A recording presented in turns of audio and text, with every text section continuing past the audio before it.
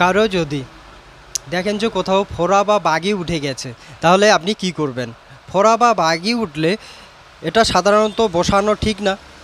তবে যে কোনো কোনো এমন এক জায়গা আছে যেগুলোতে ফোড়া বাগি উঠলে খুব অসহ্য যন্ত্রণা হয়, সেগুলো বসাতে আপনি কি করবেন? সাধারণ সিম্পল রেমেডি, একটা বেগুন নেবেন, বেগুনটাকে মাঝখানে কেটে ফালা করে নেবেন, ফালা করে নিয়ে সেখানে হচ্ছে হাফ চামচ গোলমরিচ চূর্ণ ওই বেগুনটাতে মিশিয়ে দিন ভিতর সাইডে। আর সেইটা ভালো করে যে জায়গায় ফোড়া বা বাগি আছে পুলটিস বেঁধে দিন, মানে হচ্ছে উপরে বেঁধে দিন সেই ফোড়া বাগির উপরে। দেখবেন যে আপনার হচ্ছে 1 থেকে 2 দিন আপনি এটা ব্যবহার করুন।